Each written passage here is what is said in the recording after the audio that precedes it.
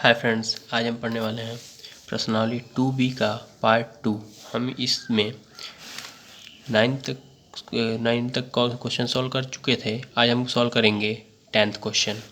तो यहाँ पे हम देखते हैं, लिखा है एक द्विघात बहुपद ज्ञात कीजिए जिसके शून्यांकों के योग तथा गुणनफल क्रमशः दी हुई संख्याएं हैं। मतलब ये है शून्यांकों का योग और ये है शून्यांकों का गुणनफल। हमको वो बहुपद ज्ञात करना है, वो द्विघात बहुपद ज्ञात करना है जिसके शून्यांकों का योग इतना है और गुणनफल इतना है। तो शून्यांकों का योग को हम लिखते थे अल्फ़ा प्लस बीटा। अगर आपने इसके पहले का वीडियो नहीं देखा है तो आप डिस्क्रिप्शन में दी हुई लिंक पे जाके वो वीडियो देख सकते हैं।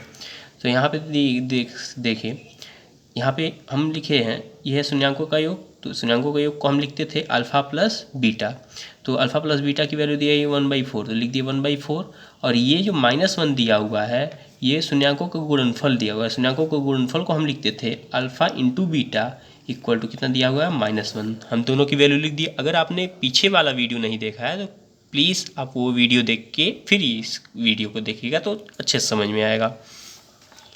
तो ये जो अल्फ़ा प्लस बीटा ये शून्यांकों का योग हो गया और ये अल्फ़ा इंटू बीटा ये शून्यांकों का गुणनफल हो गया।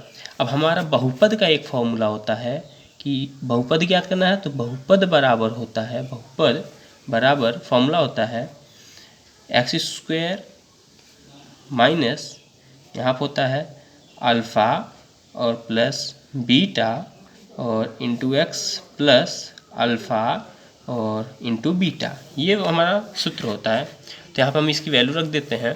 तो यहाँ पे है x² तो लिखेंगे x² minus alpha plus beta की वैल्यू 1/4 है तो 1/4 और x है तो लिखेंगे x।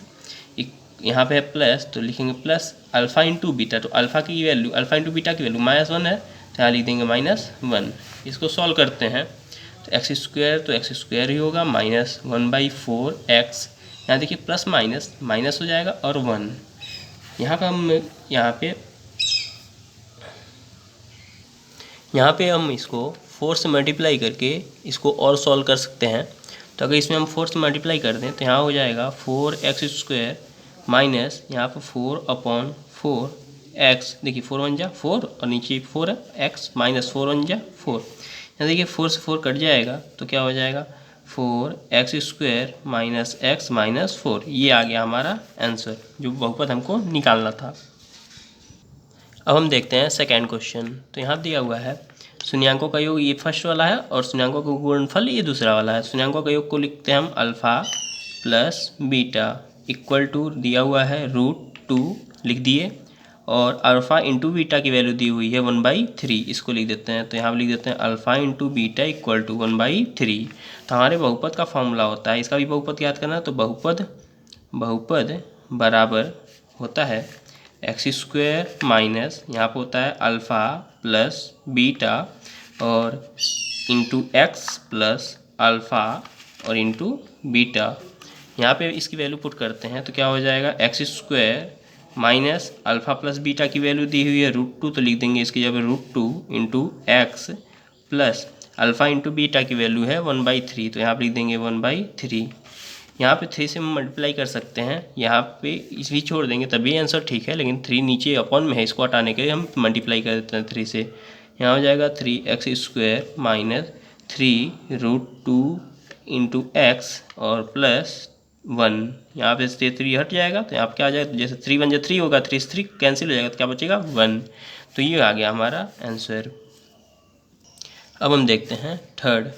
यहाँ पे दिया हुआ है शून्यांकों का जो योग है वो दिया हुआ है 0 और शून्यांकों का गुणनफल दिया हुआ है 5। तो इसको हम लिख सकते हैं, शून्यांकों के योग को लिखते हैं alpha plus beta equal to कितना दिया हुआ है 0 और अल्फ़ा इंटू बीटा शून्यांकों का गुणनफल कितना दिया हुआ है √5। यहाँ पर लिखेंगे बहुपद का फॉर्मूला होता है हमारा x² माइनस यहाँ पर होता है अल्फ़ा प्लस बीटा और इंटू एक्स और प्लस अल्फ़ा इंटू बीटा। यहाँ पे वैल्यू हम रखते हैं तो हो जाएगा x² minus alpha plus beta की वैल्यू है 0 यहाँ लिख देंगे 0 इंटू एक्स है तो x हो गया प्लस अल्फ़ा इंटू बीटा की वैल्यू है √5 तो लिख देंगे √5।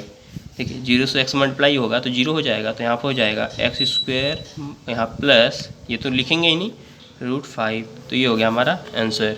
अब देखते यहाँ पे हम देख सकते हैं कि इसमें भी वही निकालना है, तो ये क्वेश्चन सोल्व छोड़ देते हैं, आप होमवर्क में कर लीजिएगा। तो ये तीनों क्वेश्चन हम करके दिखा दिए, ये भी सेम वही है, तो इसको आप कर लीजिएगा। अब हम देखते हैं क्वेश्चन नंबर 12। यहाँ दिया हुआ है एक बहुपद दिया हुआ है जो है ax² माइनस 5x और प्लस c। यहाँ बोला है कि शून्यांकों का योगफल 10 है और उनका गुणनफल भी 10 ही है, मतलब योगफल और गुणनफल प्रत्येक 10 के बराबर है। तो a और c का मान याद करना है। तो यहाँ पे योगफल को हम लिखते हैं alpha plus beta equal to कितना दिया हुआ है 10, और इसका गुणनफल शून्यांकों का गुणनफल को हम लिखते हैं अल्फ़ा इंटू बीटा, ये भी कितना दिया हुआ है 10। तो हमको a और c की वैल्यू फाइंड करनी है। क्या हमको फाइंड करना है? a की वैल्यू फाइंड करनी है और c की वैल्यू फाइंड करनी है। तो आइए देखते हैं। तो यहाँ पे हम जानते हैं कि ये चीज़ हमारा दिया हुआ है alpha plus beta equal to 10 दिया हुआ है, ये तो शून्यांकों का योग है।